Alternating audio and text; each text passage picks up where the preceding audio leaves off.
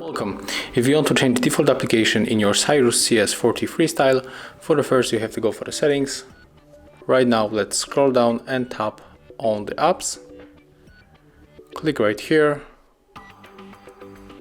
And right now we got default section. We can change the browser application, so click here. And right now we got two options. We can go for the default browser from the CYRUS default, right? And Google Chrome, you have to pick your favorite, and I'm going for the Google Chrome. And that's how you can change it. I hope that I help you guys. If I do, leave thumbs ups, comments and subscribe to our channel. See ya.